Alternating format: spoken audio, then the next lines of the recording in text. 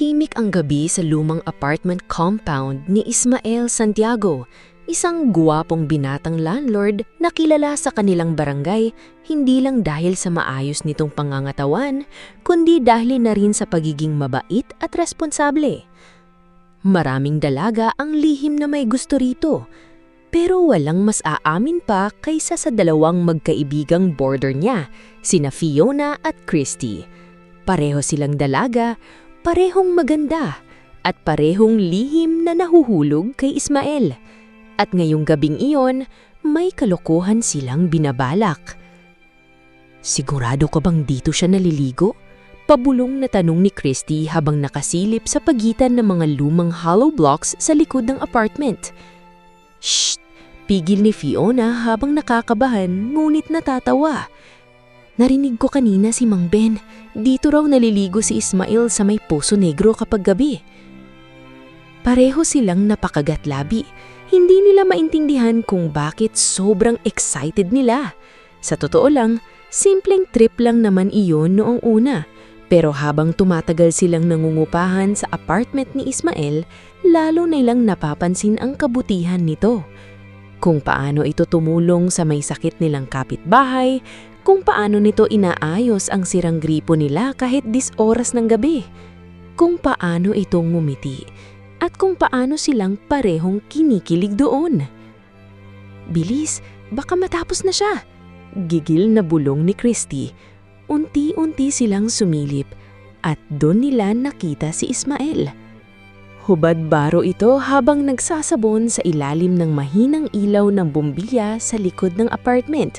Bumubuhos ang tubig sa matipuno nitong katawan habang tahimik na naliligo.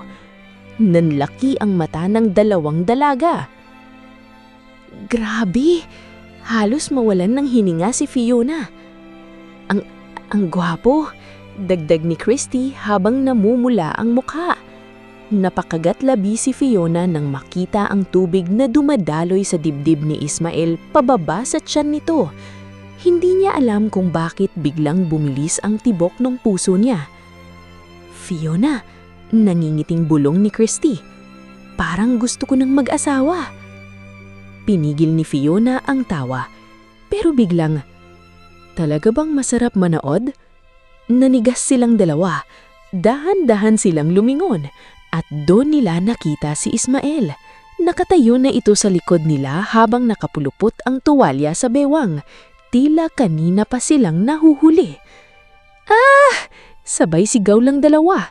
Namula ang mukha ni Fiona sa hiya habang si Christy naman na ay muntik nang matumba. "Nagkakamali ka," depensa ni Fiona. "Oo nga, may hinahanap lang kami." Tumaas ang kilay ni Ismael. "Sa likod ng Poso Negro?" Hindi sila nakasagot. Napailing si Ismael habang pinipigilan ang tawa. "Kung gusto niyo akong makita, pwede naman kayong kumatok sa pinto." Lalong namula ang dalawang dalaga. Napakurap si Fiona nang mapansin niyang ang lapit ni Ismael sa kanila. Naaamoy niya ang sabon nito at doon niya napansing mas guwapo pala ito kapag malapitan. Pasensya na," mahina niyang sabi, ngunit ngumiti lang si Ismael. "Libre ko na yun ngayong gabi." Napatingin si Christy kay Fiona.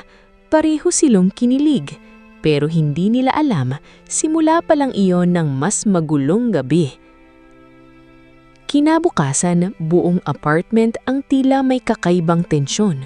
Tuwing nagkakasalubong sina Ismael sa hallway, hindi makatingin ng diretso sina Fiona at Christy, ngunit mas lalong hindi nila inaasahan ang sumunod.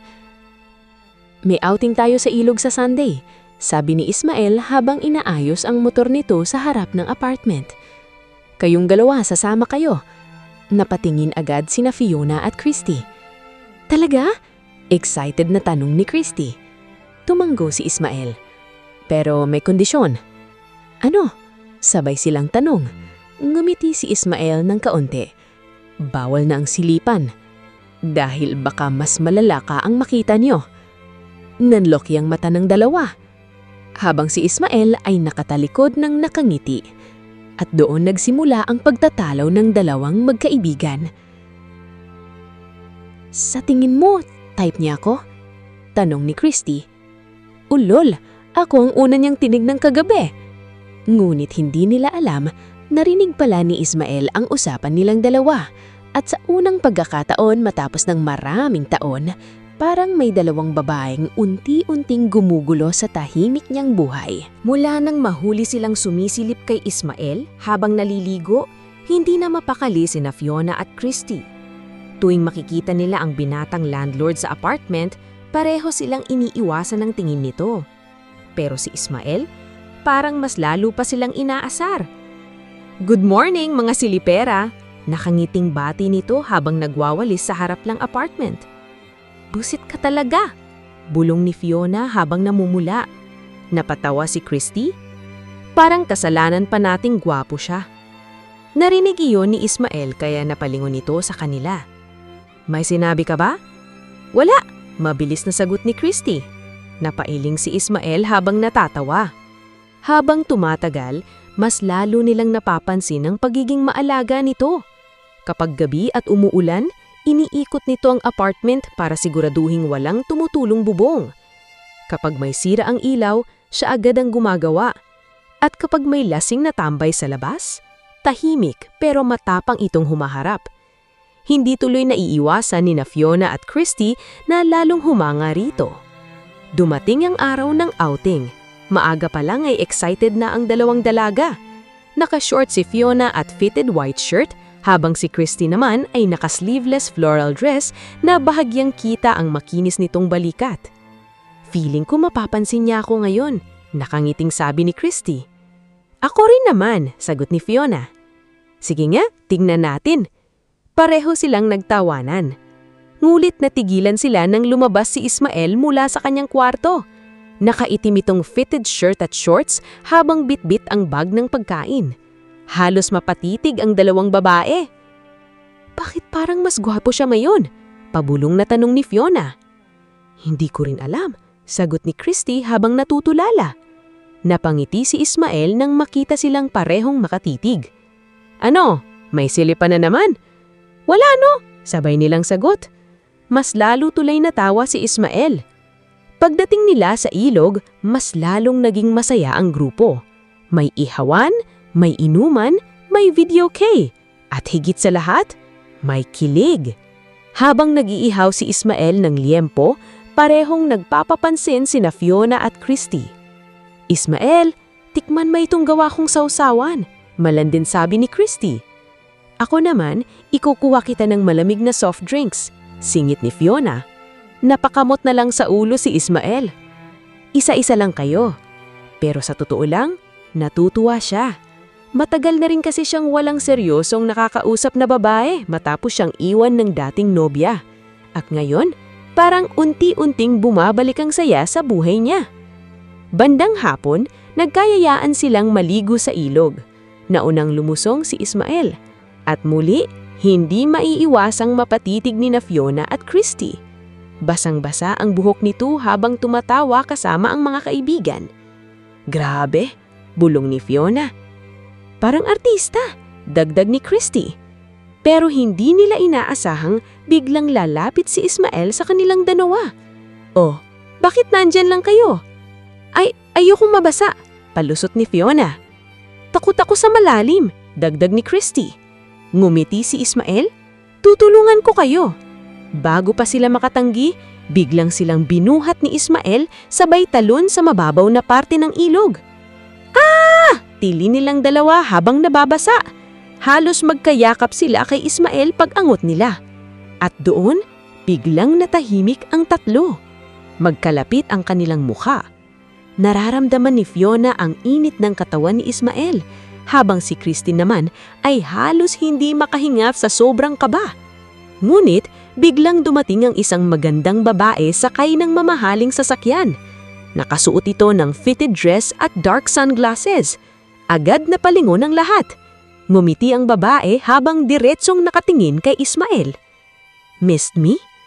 Nanlaki ang mata ni Ismael, habang sina Fiona at Christy ay parehong nararamdaman ng kaba.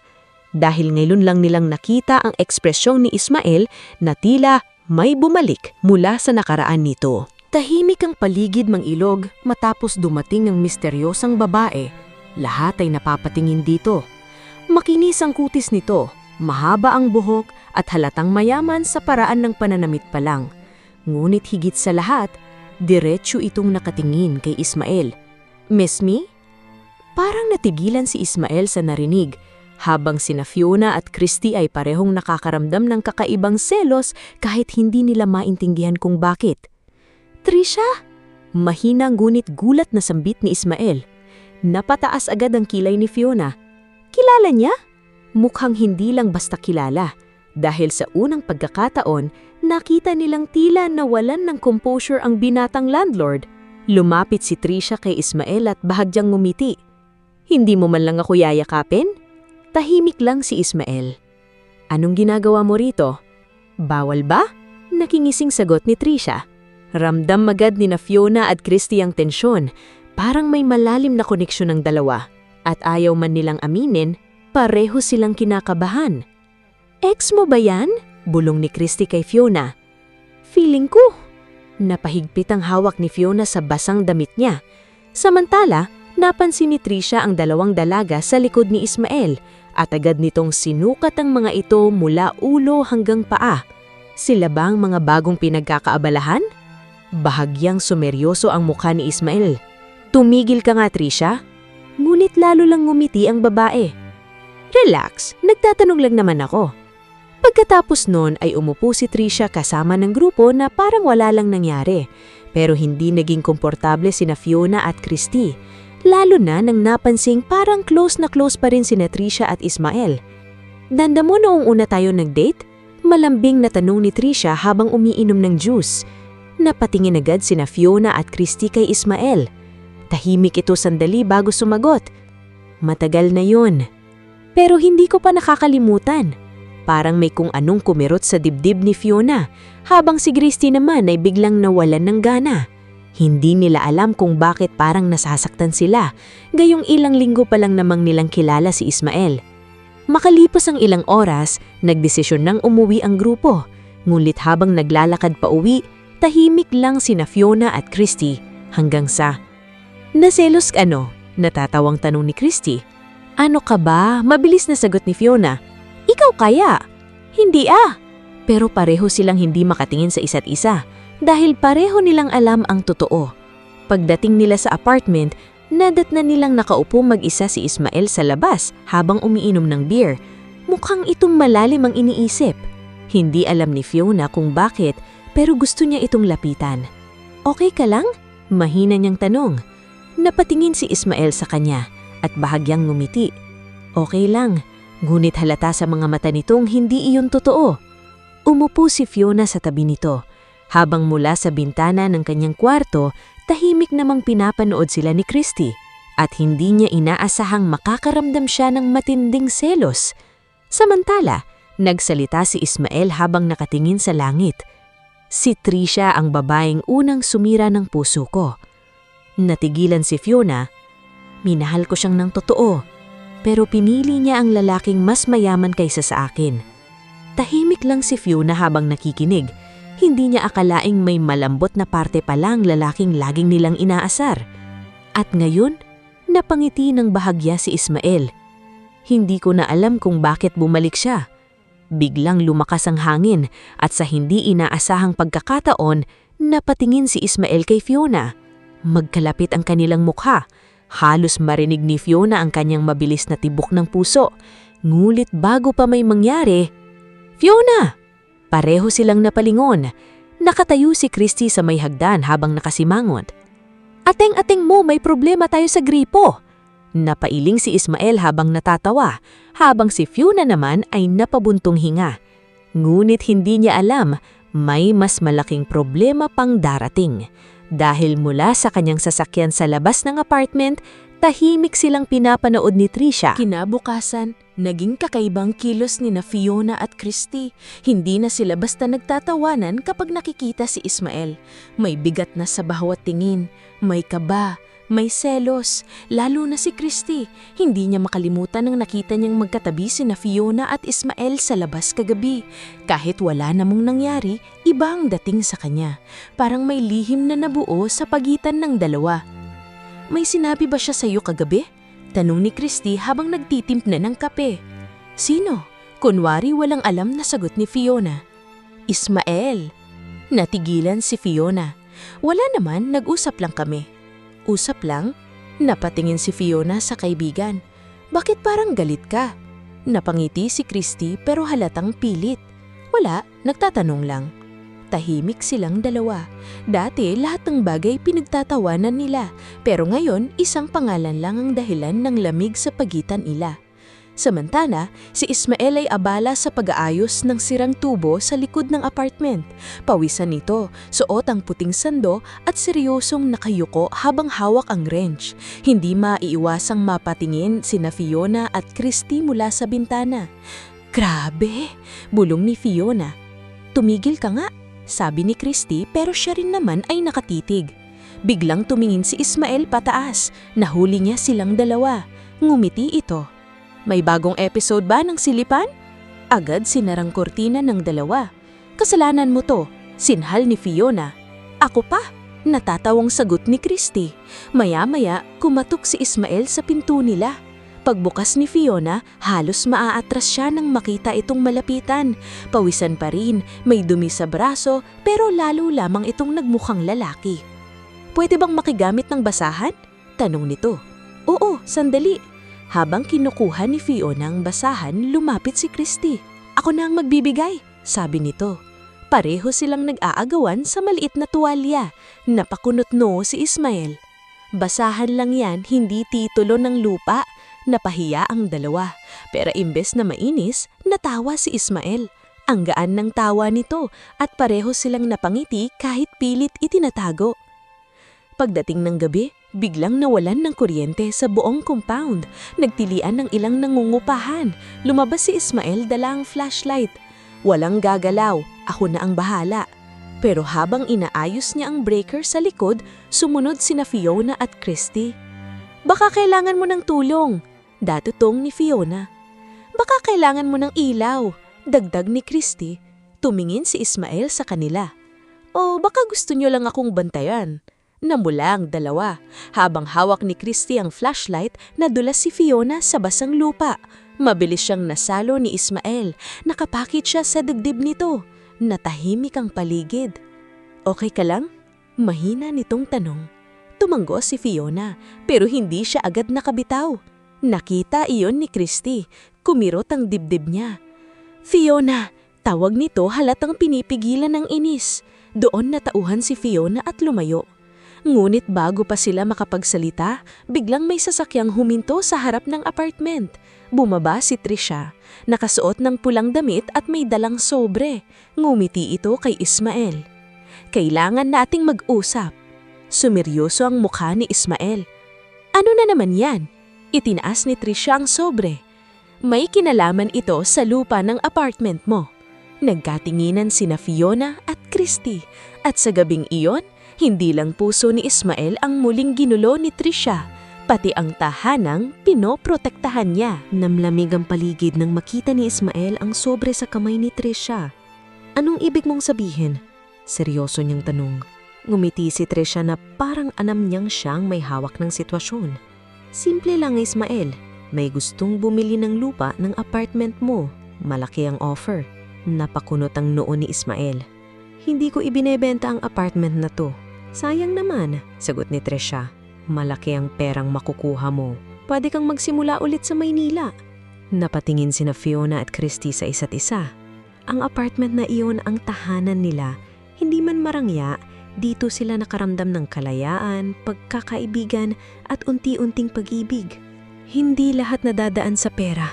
Malamig na sagot ni Ismael. Bahagyang natawa si Trisha. Yan ang problema sa'yo. Hanggang ngayon nagpapanggap kang kontento sa maliit. Sumikip ang panga ni Ismael. Umalis ka na. Pero hindi umatras si Trisha. Lumapit ito ng bahagya. Sapat para mapansin ni Fiona at Christy ang dating lambing sa boses nito. Ismael, pumalik ako dahil may chance pa tayo. Nanlaki ang mata ni Fiona. Si Christy naman ay napahigpit ang hawak sa flashlight. Chance? Ulit ni Ismael. Nung iniwan mo ako dahil wala akong maibigay na luho, naisip mo ba yung chance? Natigilan si Trisha, pero agad din itong nakabawi. Nagkamali ako, pero kaya kong itama. Hindi na. Tahimik ang lahat. Sa unang pagkakataon, nakita ni na Fiona at Christy ang lalaking palaging nakangiti na puno ala ng sugat. Umalis si Trisha nang walang paalam, pero bago sumakay sa sasakyan, lumingon ito. Hindi pa tapos to. Kinabukasan, naging usap-usapan sa compound ang balitang baka ibenta ang apartment. May takot sa mukha ng mga nangungupahan. Paano na kami? Tanong ng matandang si Aling Nena. Nandito lang ako, walang aalis. Nakita iyon ni na Fiona at Christy at mas lalo silang nahulog. Hindi lang pala gwapo si Ismael, may puso rin itong marunong manindikan. Bandang hapon, nagluto si Fiona ng sinigang at dinala ito sa unit ni Ismael. Ngunit pagbukas ng pinto, naroon na si Christy, may dalang kape. Nagkatinginan sila. Ay, may pasinigang? Tanong ni Christy. Ay, may pakape, balik ni Fiona. Napatingin si Ismael sa dalawang babae at napangiti. Parang may feeding program yata dito. Namula silang dalawa. Sobra lang, sabay nilang palusot. Habang kumakain sila, naging magaan ang usapan. Napatawa ni Christy si Ismael sa mga biro nito, habang si Fiona naman ay tahimik na naaasikaso ang kanin at ulam niya. Napansin niyo ni Ismael, Fiona, lagi ka bang ganyan? Tahimik pero maalaga. Natigilan si Fiona. Hindi naman. Sumingit si Christy, nakangiti pero may kurot sa dibdib. Ako naman, maingay pero masaya kasama. Tumawa si Ismael. Pareho kayong delikado. Delikado? Tanong ng dalawa. Tumitig si Ismael sa kanila, may pilyong ngiti. Oo, baka isang araw, hindi ko na alam kung sino ang iiwasan ko. Biglang uminit ang pising ni Fiona. Si Christy naman ay napakagatlabi. Ngulit naputol ang kilig nang may kumatok. Pagbukas ni Ismael, naroon ang isang lalaking nakabarong, may dalang dokumento. Mr. Santiago, may formal notice kami. Kinuha ni Ismael ang papel. Unti-unting nagbagong mukha niya habang binabasa iyon. May kaso sa lupa? Tanong ni Fiona. Tumanggo si Ismael. At sa dulo ng dokumento, may pangalan ng taong nasa likod nito. Trisha Monteverde. Tahimik na bumagsak ang papel sa mesa. At sa sandaling iyon, alam ni na Fiona at Christy, hindi lang puso ni Ismael ang kailangan nilang ipaglaban, kundi pati ang lugar na naging tahanan nilang lahat. Tahimik ang buong unit ni Ismael habang nakalatag sa mesa ang dokumentong dala ng lalaking nakabarong. May kaso sa lupa. At ang tangalan sa likod ng reklamo, Trisha Monteverde. Hindi siya titigil. Mahina ngunit madiing sabi ni Ismael. Nakaupo si na Fiona at Christy sa harap niya. Pareho silang hindi makapaniwala. Akala nila simpleng pagbabalik lang ng ex-girlfriend ang problema. Hindi pala. Gusto nitong kunin ang apartment. Gusto nitong durugin si Ismael. Bakit niya ginagawa to? Tanong ni Christy. Napabuntong hininga si Ismael. Dahil noong iniwan niya ako, akala niya wala akong mararating. Pero nang malaman niyang sa akin pala nakapangalan ng lupang ito, bumalik siya. Hindi pala pag-ibig ang dala niya, sabi ni Fiona. Tumanggo si Ismael. Interes. Saglit na natahimik ang tatlo. Pagkatapos, tumayo si Fiona. Hindi ka namin iiwan. Napatingin si Ismael sa kanya. Sumunod namang tumayo si Christy. Oo, nangungupahan kami dito pero hindi ibig sabihin wala kaming pakialam. Tahanan din namin to. May kung anong init na gumapang sa dibdib ni Ismael. Sanay siyang mag-isa, sanay siyang suluhin ang problema. Pero ngayong gabi, dalawang babaeng dati nahuli niyang sumisilip sa kanya ang handang lumaban sa tabi niya. Hindi niya alam kung matatawa siya o iiyak. Salamat, mahina niyang sabi. Ngumiti si Christy. Pero may kapalit. Napakunot noo si Ismael.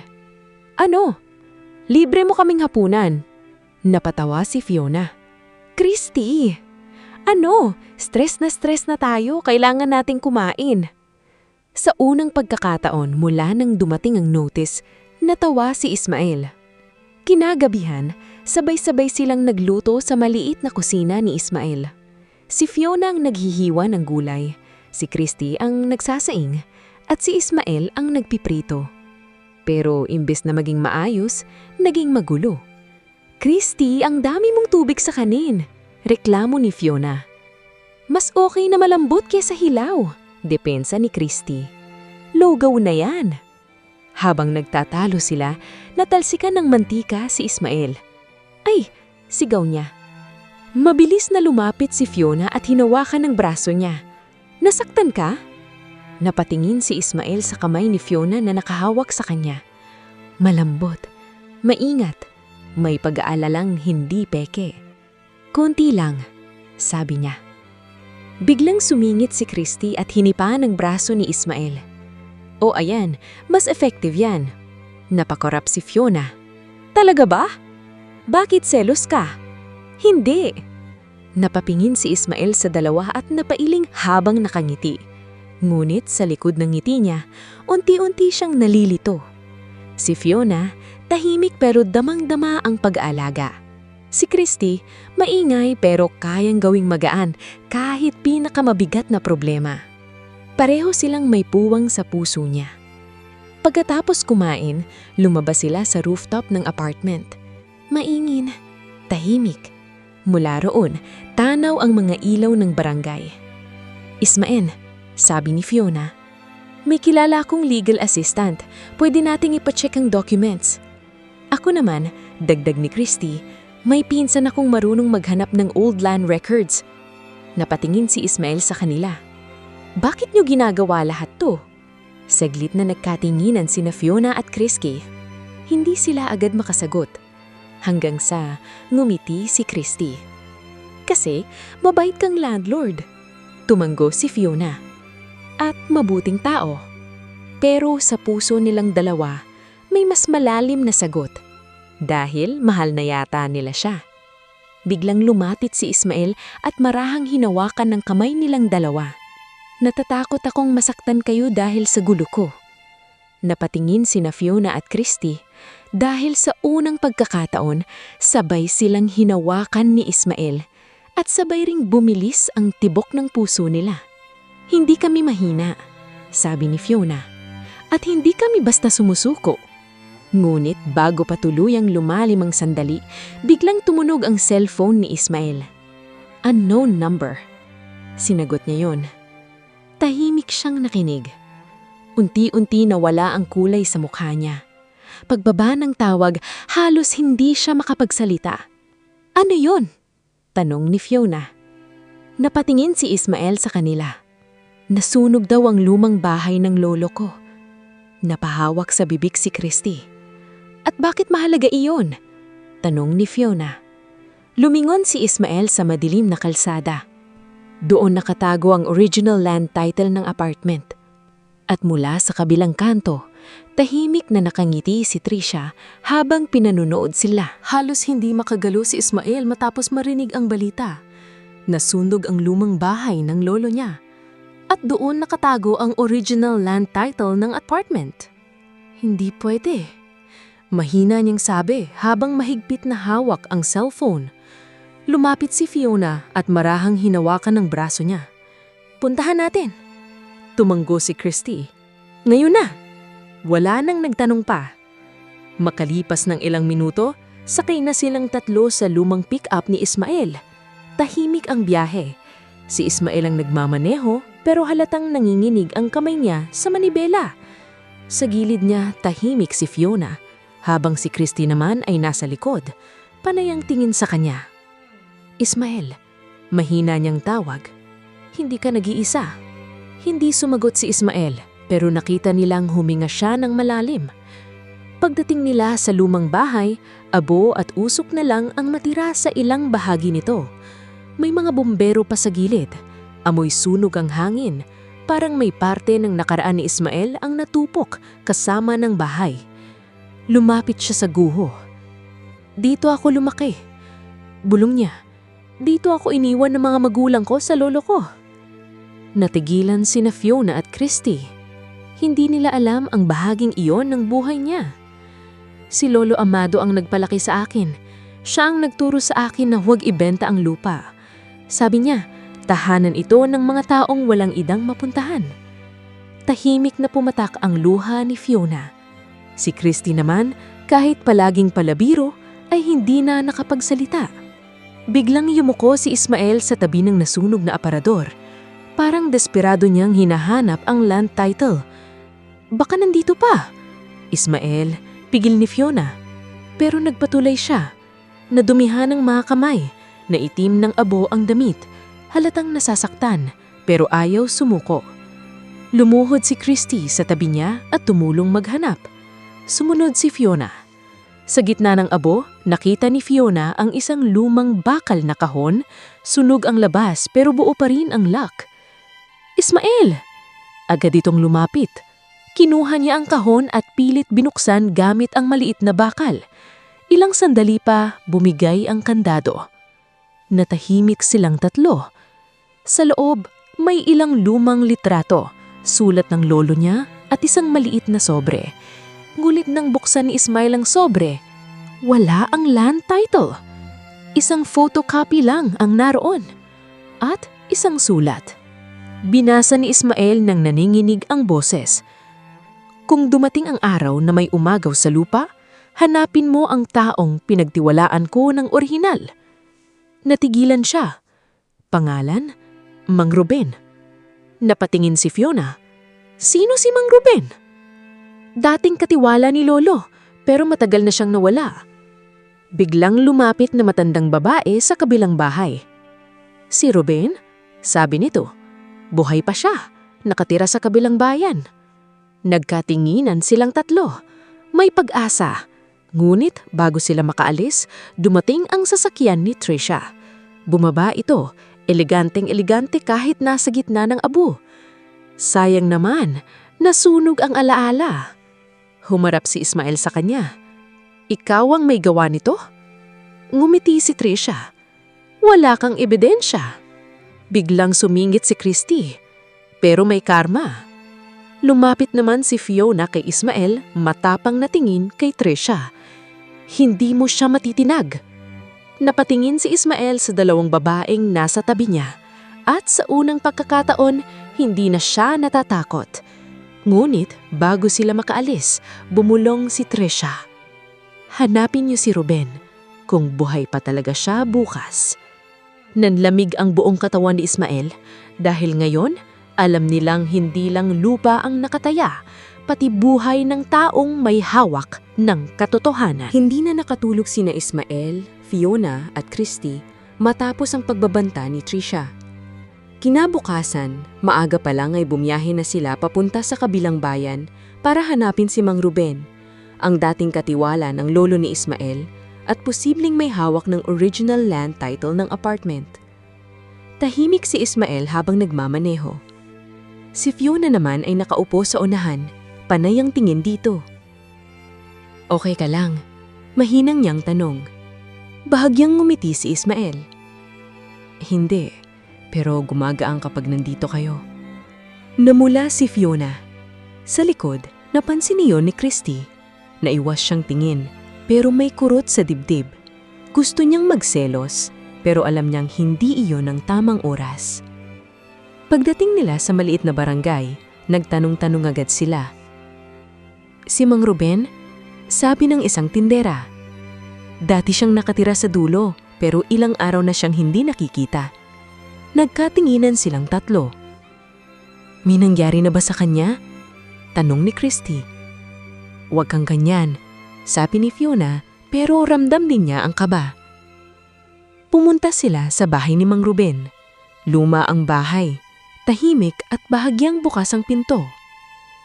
May tao po, tawag ni Ismael. Walang sumagot. Dahan-dahan silang pumasok. Magulo ang sala. May basag na baso sa sahig. May mga papel na nagkalat. Halatang may naghahanap ng kung ano. Naunahan tayo, bulong ni Fiona. Napahigpit ang kamao ni Ismael. Trisha. Habang iniikot nila ang bahay, may nakita si Christy na litrato sa pader. Naroon ang batang si Ismael kasama ang lolo niya at isang lalaking nakangiti. Siya ba si Mang Ruben? Lumapit si Ismael. Oo. Biglang napansin ni Fiona ang maliit na papel na nakasuksok sa likod ng frame. Dahan-dahan niya itong hinugot. May nakasulat. Kung dumating si Ismael, dalhin siya sa lumang kapilya. Nagmadali silang pumunta sa kapilya sa dulo ng barangay. Tahimik doon.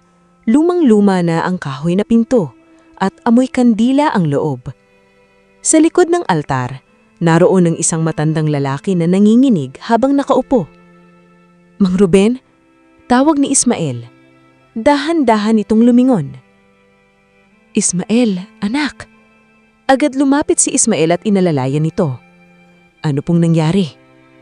May mga taong pumunta sa bahay ko kagabi. Hinahanap ang title. Alam kong susunod ka kaya nagtago ako rito. Nasaan po ang original title? Tanong ni Fiona. Tumingin si Mang Ruben kay Ismael. Nasa ligtas na lugar, pero bago ko ibigay, kailangan mong malaman ang totoo. Nanahimik ang lahat. Hindi lang apartment ang iniwan sa iyo ng lolo mo, sabi ng matanda. May mas malaking lupa pang iniwan, at yun ang gustong makuha ng mga Monteverde. Nanlaki ang mata ni Ismael. Anong lupa? Ang lupang pagtatayuan sana ng bagong subdivision. Bilyon-bilyon ang halaga ngayon. Nahawakan ni Christy ang bibig. Kaya pala desperado si Trisha. Tumanggo si Mang Ruben. Pero may isa pang lihim. Biglang umubo ng malakas siya. Lumapit si Fiona para alalayan siya. May anak si Trisha ng ibang lalaki. Pagsabi ng matanda.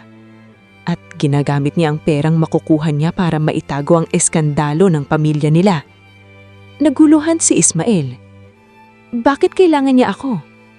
Dahil kapag napakasalan ka niya, mas madali niyang maaangkin ang lupa. Nanlamig si Ismael. Sa labas ng kapilya, biglang may narinig silang yabag. Maraming lalaki. Ismael, bulong ni Fiona. May tao sa labas. Hinawakan ni Ismael ang kamay ni na Fiona at Christy. Sa likod tayo dadaan. Ngunit bago sila makagalaw, bumukas ang malaking pinto ng kapilya. Pumasok si Trisha. Mabagal na pumapalakpak. Ang galing naman, nahanap niya sila. Tumayo si Ismael sa harap ng dalawang dalaga at ni Mang Ruben. Wala kang makukuha sa amin. Ngumiti si Trisha. Hindi ako sigurado dyan. Tumingin siya kina Fiona at Christy. Sabihin mo, Ismael, sino sa kanila ang mas mahalaga sa'yo?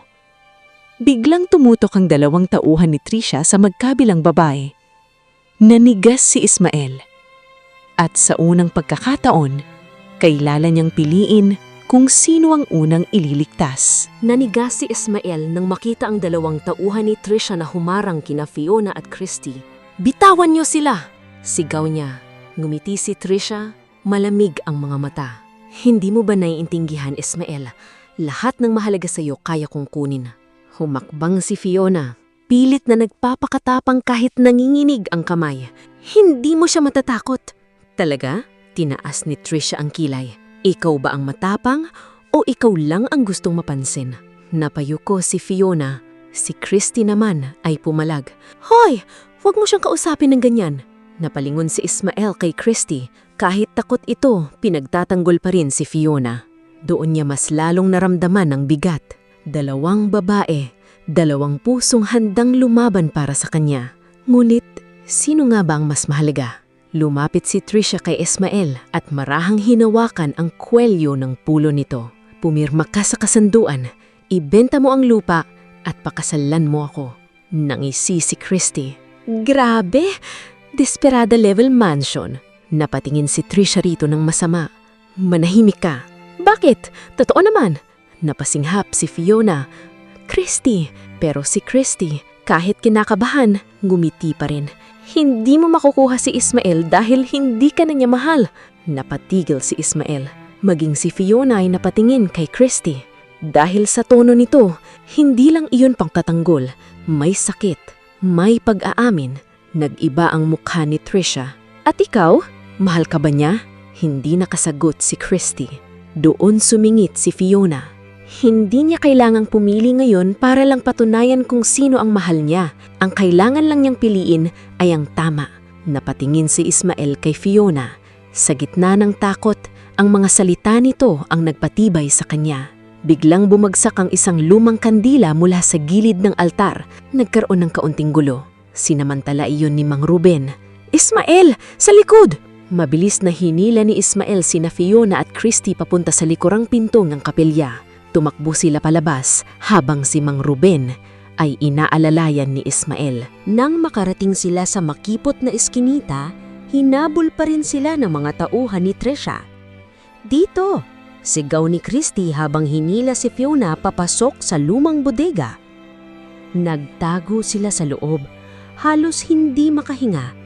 Madilim, masikip, at dahil sa kaba, napapakapit si Fiona sa braso ni Ismael, habang si Christy naman ay nasa kabilang tabi niya.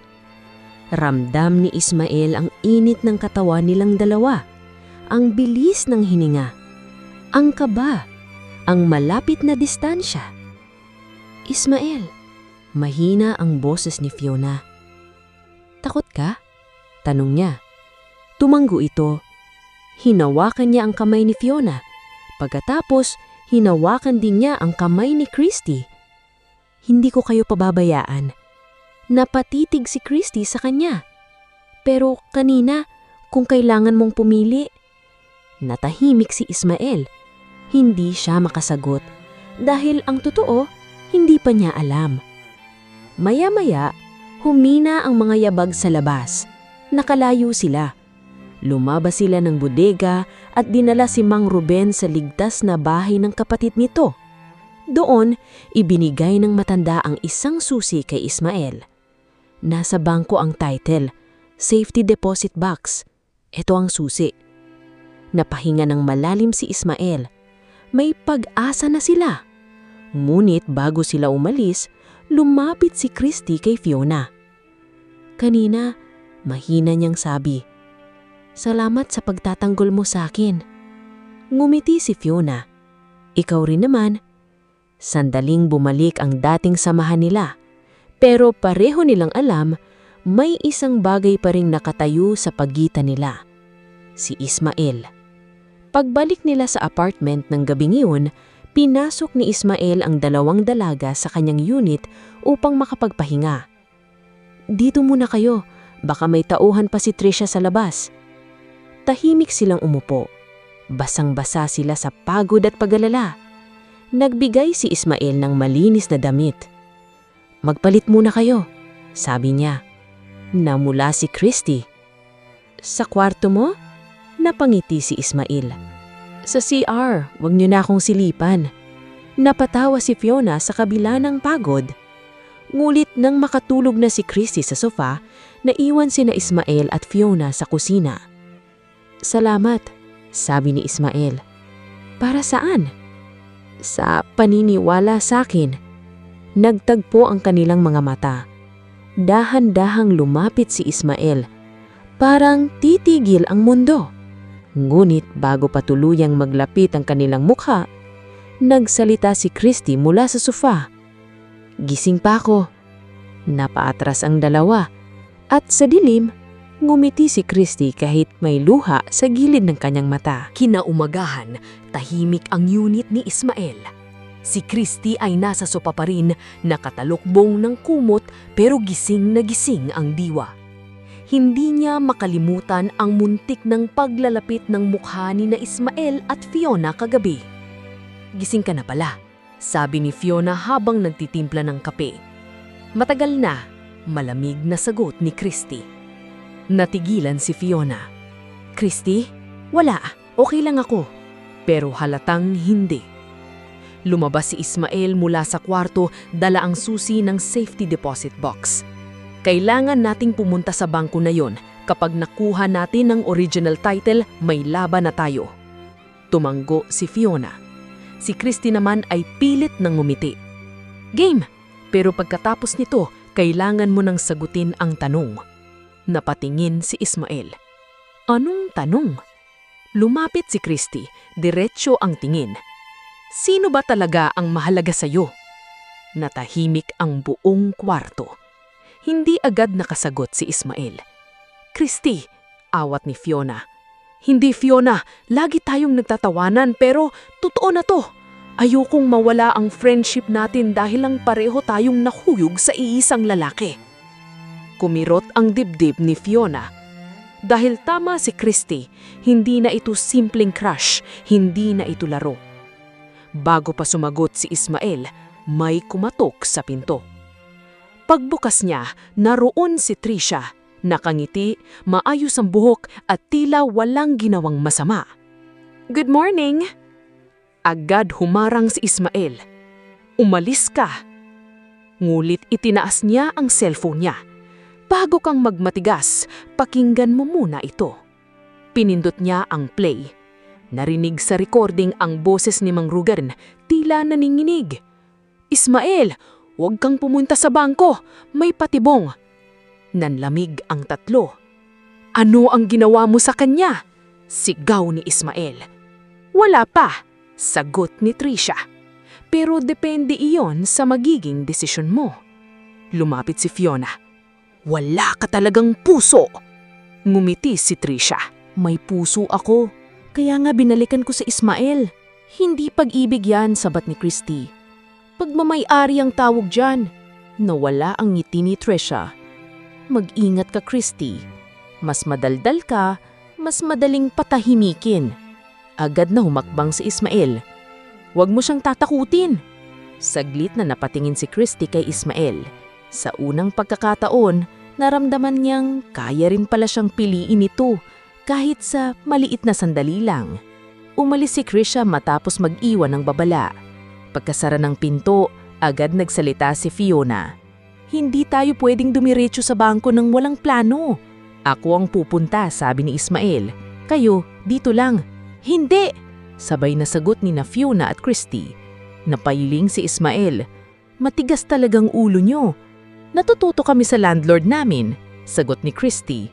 Maya-maya, gumawa sila ng plano. Si Fiona ang tatawag sa kakilala niyang legal assistant. Si Christy naman ang kukontakin sa pinsan niyang marunong kumuha ng barangay CCTV. Habang abala si Christy sa labas, naiwan sina Ismael at Fiona sa kusina. Tahimik, mabigat. About kagabi, sabi ni Fiona. Napatingin si Ismael sa kanya. Pasensya na, ayokong masaktan si Christy. Lumapit si Ismael. Ismael, hindi ko pa alam ang sagot sa lahat. Pero alam kong kapag kasama kita, kumakalma ang mundo ko. Nangingilid ang luha niya. Ismael, naputo lang sandali nang biglang pumasok si Christy hingal na hingal. Nakuha ko ang CCTV. Agad silang lumapit. Pinakita ni Christy ang video. Doon nakita ang mga tauhan ni Trisha na lumalabas mula sa nasunog na bahay ng lolo ni Ismael. May bitbit na kahon. Nang i-zoom ni Christy ang video, may nakita silang marka sa sasakyan, logo ng kumpanya ng Monteverde. May ebidensya na sila. Ngulit kasabay nito, may dumating na text kay Ismael. Kung gusto mong mabuhay si Ruben, pumunta ka mag-isa. Nanginginig na hinawakan ni Fiona ang braso niya. Si Christy naman ay tumingin ng diretso. Hindi ka pupunta mag-isa. Huminga ng malalim si Ismael. At sa pagkakataong iyon, alam niyang ang susunod na hakbang nila pwedeng magligtas ng buhay o tuluyang makasira ng puso. Madilim na nang makarating sina Ismael, Fiona at Christy sa lumang warehouse sa gilid ng bayan. Kahit sinabi sa text na mag-isa lang dapat si Ismael, hindi pumayag ang dalawang dalaga. Kung pupunta ka, pupunta kami, madiing sabi ni Fiona kanina. At kung may mangyayari sa'yo, sino ang magsasampal kay Trisha? Dagdag ni Christy. Kahit delikado, napangiti si Ismael. Ngayon, nasa harap na sila ng malaking gate ng warehouse, tahimik, walang ilaw, taning tunog ng kuliglig at hangin ang maririnig. Dito raw si Mang Ruben, bulong ni Ismael. Mahigpit na hinawakan ni Fiona ang braso niya. Mag-iingat tayo. Si Christy naman ay hawak ang cellphone, naka-ready ang camera. Kailangan natin ng ebidensya. Dahan-dahan silang pumasok. Sa loob, naaamoy nila ang alikabok at lumang kahoy. May mga kahon sa gilid. Sa dulo ng warehouse, nakita nila si Mang Ruben na nakaupo sa silya. Nakatali ang kamay. "Mang Ruben!" sigaw ni Ismael. Pero bago siya makalapit, bumukas ang ilaw. Lumabas si Tricia mula sa dilim, nakangiti. "Ang tigas talaga ng ulo mo, Ismael. Sabi ko, mag-isa ka lang." Humakbang si Fiona. "Hindi ka na makakatakas. May CCTV kami. May ebidensya kami sa ginawa mo sa bahay ng lolo niya." Bahagyang nagbago ang mukha ni Tricia pero agad din itong nungingi. "Ebidensya? Madaling mawala yan."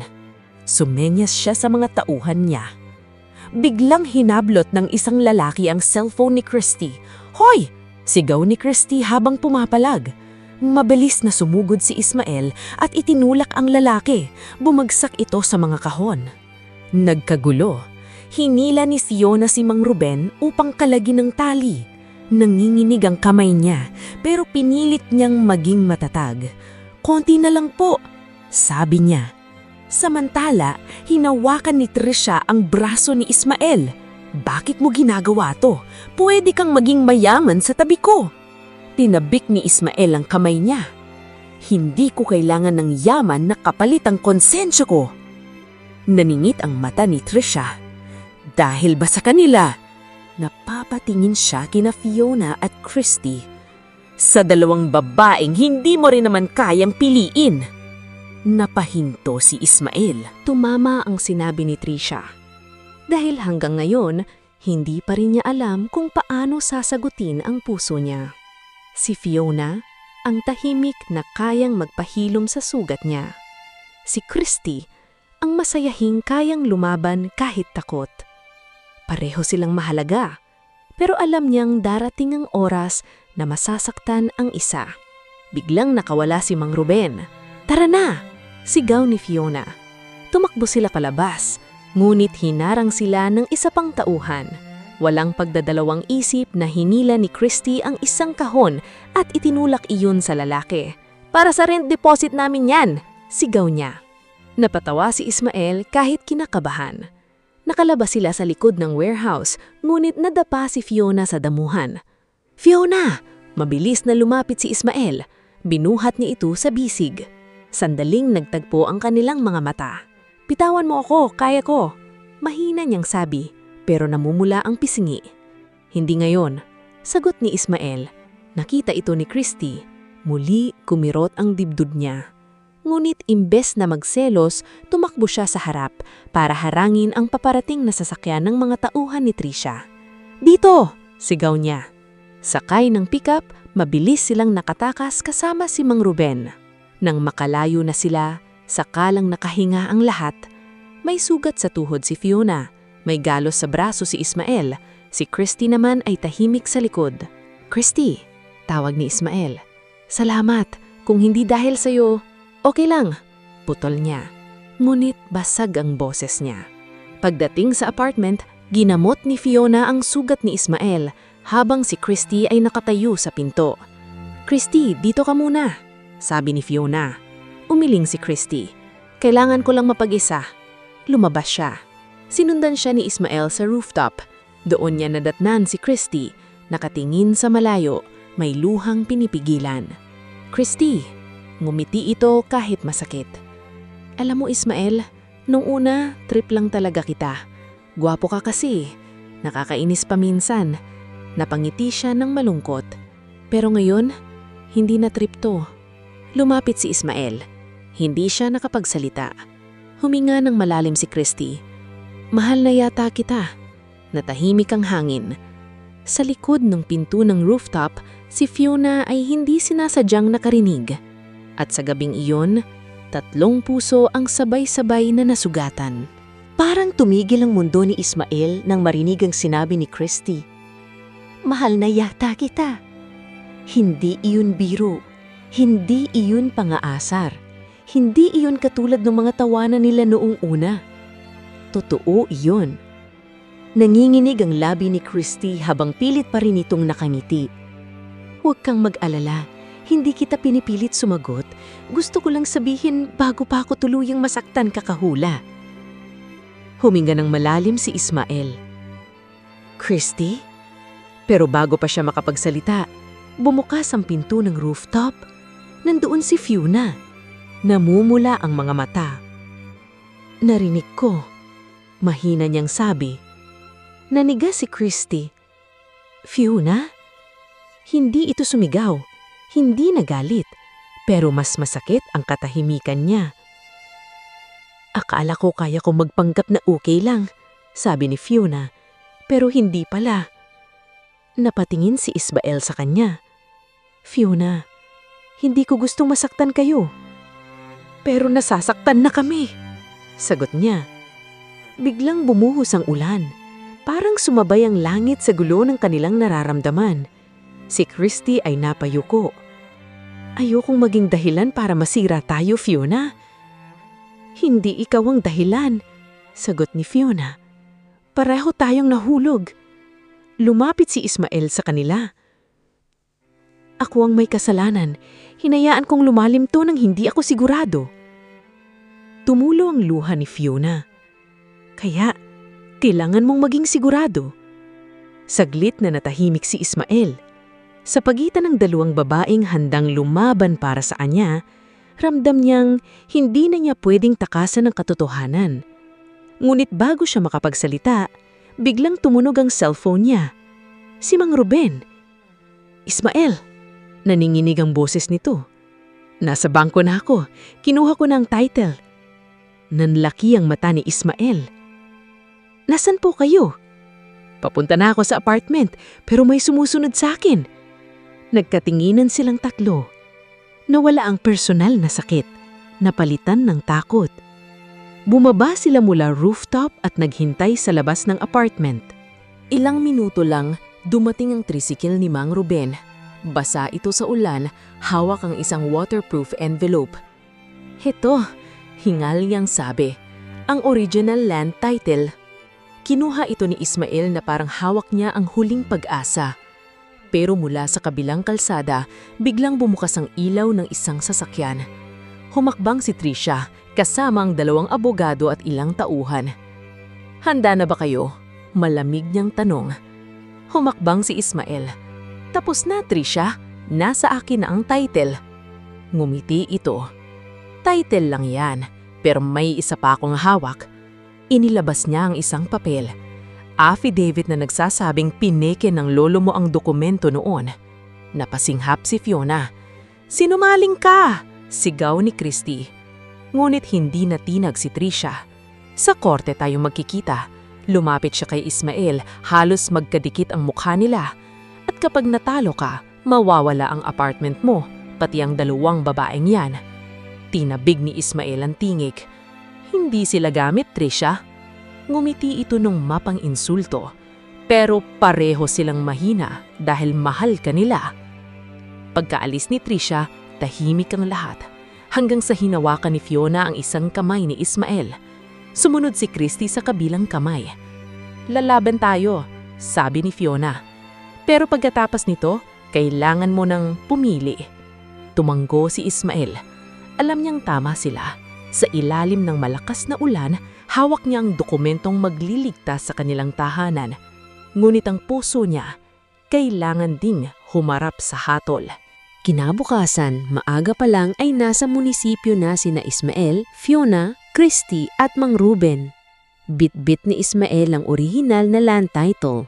Si Fiona naman ay may hawak na folder lang ebidensya, CCTV footage, lumang litrato at kopya ng sulat ng lolo ni Ismael. Si Christy naman, kahit halatang puyat, ay pilit pa ring nagpapatawa. Relax Ismael, sabi niya. Kung hindi tayo manalo, kukurutin ko ang judge. Hindi judge to, hearing officer, bulong ni Fiona. Same energy, sagot ni Christy. Napangiti si Ismael kahit mabigat ang dibdib. Ngunit nang dumating si Trisha kasama ang abogado nito, bumalik ang tensyon. Mataas ang tingin ni Trisha, parang sigurado na siyang panalo. "Handa ka na bang mawala ang lahat?" tanong niya kay Ismael. Tahimik itong tumingin sa kanya. "Hindi. Handa akong bawiin ang lahat ng sinubukan mong agawin." Nagsimula ang hearing. Iniharap ng kampo ni Trisha ang affidavit na nagsasabing peke raw ang titulo ng lolo ni Ismael. Ngunit nang ilabas ni Fiona ang mga lumang resibo ng amyar, litrato ng turnover ng lupa at CCTV footage ng mga tauhan ni Trisha sa nasunog na bahay, unti-unting nawala ang kumpiyansa ng babae. Sumunod na nagsalita si Mang Ruben. "Hindi peke ang titulo," sabi ng matanda. "Ako mismo ang pinagkatiwalaan ni Amado Villarreal. Alam kong matagal nang gustong bilhin ng pamilya Monteverde ang lupa, pero hindi pumayag si Amado." Natahimik ang silid. Namula si Trisha sa galit. "Sinungaling ka." Pero tumayo si Christy. "Hindi, ikaw ang sinungaling." Napatingin ang lahat sa kanya. Inilabas niya ang cellphone. "May backup ako ng CCTV. Akala mo ba yung kinuha ng tauhan mo lang ang kopya?" Napangiti si Fiona. "Uploaded online," dagdag niya. Doon tuluyang gumuho ang mukha ni Trisha. Makalipas ang ilang oras, naglabas ng rekomendasyon ang opisyal. Kailangang imbestigahan ang panig ni Trisha dahil sa pananakot, arson at falsified affidavit. Samantala, mananatiling valid ang titulo ni Ismael habang isinasagawa ang legal verification. Hindi pa ganap na tapos ang laban, pero ngayon sila ang lamang. Paglabas nila ng munisipyo, huminga ng malalim si Ismael. "Hindi ko alam kung paano ko kayo pasasalamatan." Ngumiti si Fiona. "Alagaan mo lang ang apartment. Tsaka bawasan mo ang renta," dagdag ni Christy. Napangiti silang lahat. Ngunit nang maiwan silang tatlo sa gilid ng munisipyo, bumalik ang katahimikan. Alam nilang may isang usapang hindi na pwedeng ipagpapaliban. "Ismael?" Mahinang ngunit matapang na sabi ni Fiona. "Hindi naming hinihingi na suklian mo agad ang nararamdaman namin. Pero kailangan naming malaman kung saan kami lulugar." Tumango si Christy, kahit nangingilid ang luha. "Ayokong kalabanin si Fiona. Mas mahalaga siya sa akin kaysa sa kilig." Napatingin si Fiona kay Christy. At sa unang pagkakataon, matapos ang ilang araw na tensyon, naghawakan sila ng kamay. Napabuntong hininga si Ismael. "Pareho kayong mahalaga sa akin." Tumulo ang luha ni Christy. "Pero hindi pwedeng pareho, Ismael." Tumanggo siya. "Alam ko." Tumingin siya kay Fiona. Naalala niya ang katahimikang nagpapakalma sa kanya, ang pag-aalaga, ang paraan nitong maniwala sa kanya kahit siya mismo ay halos sumuko na. Pagkatapos ay tumingin siya kay Christy. Naalala niya ang tapang nito, ang tawa, ang kakayahan nitong gawing magaan ang pinakamabigat na gabi. "Hindi ko gustong saktan ng kahit sino sa inyo, pero mas mali kung patatagalin ko pa." Napapikit si Fiona. Si Christy naman ay huminga ng malalim, parang hinahahanda ang sarili. At nang magsalita si Ismael, nanginginig ang boses niya. "Ang puso ko..." Biglang tumunog ang cellphone ni Fiona. Isang message mula sa unknown number. Binasa niya iyon. Biglang namutla ang mukha niya. "Fiona?" tanong ni Ismael. Ipinakita niya ang screen. Nakasulat doon, "Kung pipiliin ka niya, ilalabas ko ang sikreto mo." Nanlamig ang lahat. Si Christy ay napatingin kay Fiona. Anong sikreto? Hindi makasagot si Fiona. At sa unang pagkakataon, nakita ni Ismael ang takot sa mga matang babaeng akala niya ay laging matatag. Nanginginig ang kamay ni Fiona habang hawak ang cellphone. "Kung pipiliin ka niya, ilalabas ko ang sikreto mo." Paulit-ulit iyong bumabalik sa isip niya. "Fiona," mahinang tanong ni Ismael. "Anong ibig sabihin nito?" Hindi agad siya nakasagot. Si Christy naman ay nakatitig sa kanya Hindi galit, kundi nag-aalala. Fiona, kaibigan mo ako. Sabihin mo sa amin. Tumulo ang luha ni Fiona. Bago ako lumipat sa apartment ni Ismael, nagtatrabaho ako sa kumpanya ng mga Monteverde. Nanikas si Ismael. Kay Trisha? Tumanggo si Fiona. Hindi ko alam nung una na may koneksyon siya sa'yo. Sekretary ako sa legal department nila. Isang araw, may pinapirmahan sa akin ng mga papeles. Akala ko ordinaryong documents lang. Huminga siya ng malalim. Pero nang malaman kong tungkol pala sa lupa ng pamilya mo, tumakas ako. Natahimik si Ismael. Napaatras si Fiona. Hindi ko sinadya. Hindi ko alam. Kaya ako lumipat sa apartment mo dahil nagtatago ako sa kanila. Sumikip ang dibdib ni Ismael. Hindi dahil galit siya, kundi dahil biglang naghalo ang lahat. Tiwala, takot, at sakit. Bakit hindi mo sinadi? Dahil natakot ako. Umiiyak niyang sagot. Natakot akong isipin mong ginamit kita, pero nang makilala kita, hindi ko na kayang umalis.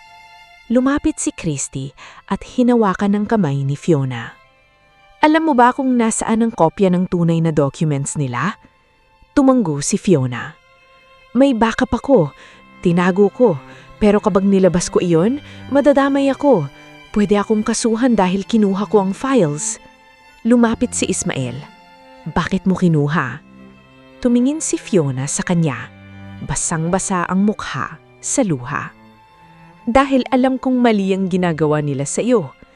Saglit silang natahimik. Pagkatapos, dahan-dahang hinawakan ni Ismael ang kamay niya. Hindi ako galit. Napatingin si Fiona. Pero nasaktan ako kasi hindi mo ako pinagkatiwalaan. Sorry, bulong niya. Biglang tumulonggulit ang phone ni Fiona. Message mula kay Trisha. Meet me tonight, alone, or everyone will know. Napahigpit ang hawak ni Ismael. Hindi ka pukad na mag-isa. Ako ang gusto niya, sabi ni Fiona. Ako ang may hawak ng ebidensya. Sumingit si Christy.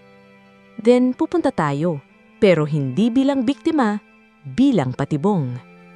Kinagabihan, pumunta si Fiona sa lumang garden restaurant kung saan siya pinapapunta ni Trisha. Nakatago sa malapit sina Ismael at Christy. Nakarecord ang cellphone ni Fiona sa bulsa. Dumating si Trisha. Malamig ang ngiti. Akala mo makakatakas ka sa akin. Hindi na ako tumatakas, sagot ni Fiona. Good. Ibigay mo ang files. Bakit? Para tuluyan mong maagaw ang lupa ni Ismael? Lumapit si Trisha at bumulong. Para hindi malaman ni Ismael na ikaw ang unang nagbukas ng daan para mapeke ang kaso. Tumulo ang luha ni Fiona. Pero hindi ko alam noon. Pero pumirma ka. Biglang lumabas si Ismael mula sa dilim. Enough! Nagulat si Trisha. Kasunod niyang lumabas si Christy, hawak ang cellphone. Recorded lahat. Nanlaki ang mata ni Trisha. Ngunit imbes na matakot, ngumiti ito. Akala niyo tapos na. Biglang may dumating na pulis. Itinuro ni Trisha si Fiona. Siyang nagnakaw ng confidential files ng company namin. Nanigas si Fiona. Nilapitan siya ng pulis. Ngunit bago siya tuluyang mahawakan, humarang si Ismael. Hindi siya kriminal. Tumitig si Trisha sa kanya. Talaga? Pipiliin mo pa rin siya kahit nagsinungaling siya sa'yo? Napatingin si Ismael kay Fiona. Pagkatapos, kay Christy.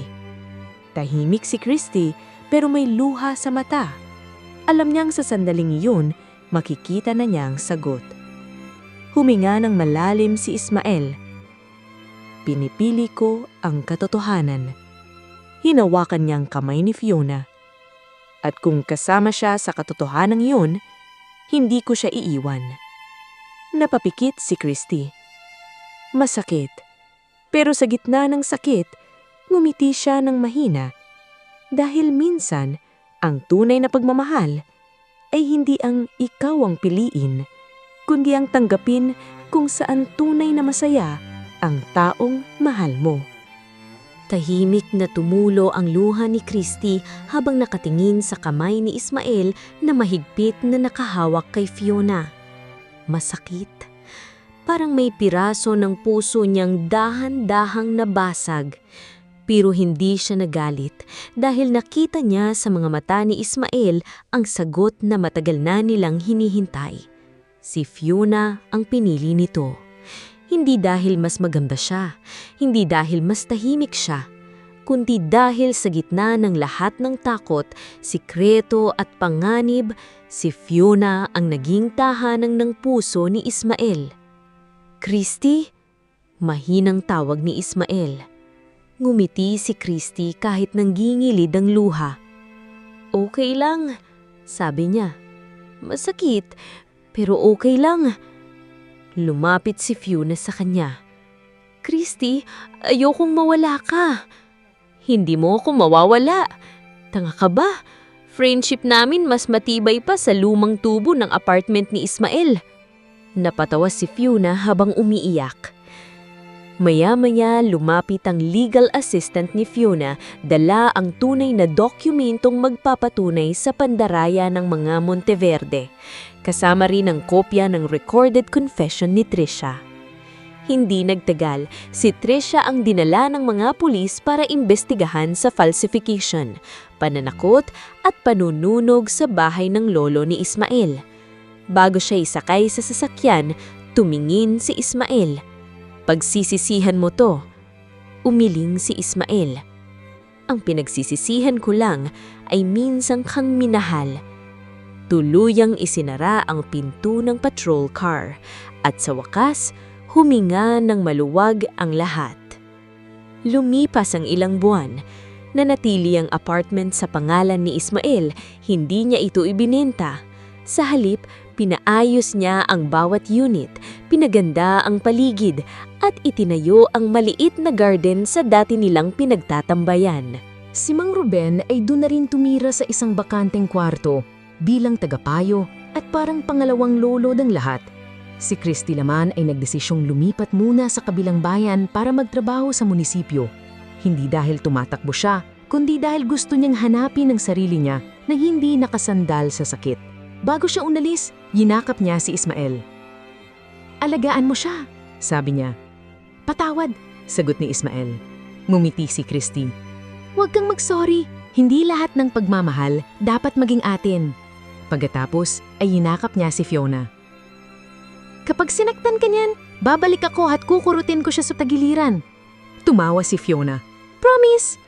Isang taon ang lumipas. Sa likod ng apartamento, sa tabi ng lumang puso negro kung saan nagsimula ang lahat, nakatayo sina Ismael at Fiona. Dita ka unang nahuli, biro ni Ismael. Namula si Fiona.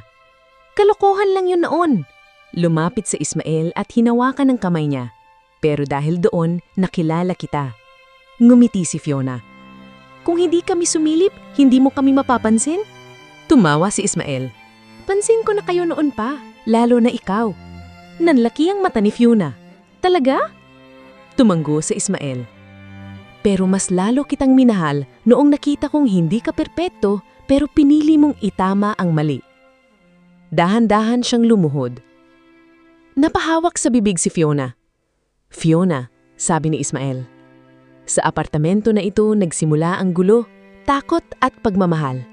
Dito ko rin gustong simulan na ang habang buhay ko kasama ka. Inilabas niya ang singsing. Papakasalan mo ba ako? Umiiyak na tumanggo si Fiona. Oo. Sa di kalayuan, palihim na nanonood si Christy. Nakangiti siya, hawak ng isang maliit na kahon ng regalo. Masakit pa rin ang kaunti, pero mas malaki na ang saya. Dahil natutunan niya ang pinakamahalagang aral. Ang tunay na pag-ibig ay hindi laging ikaw ang pinipili. Minsan ikaw ang natututong bumitaw para piliin ang sarili mo.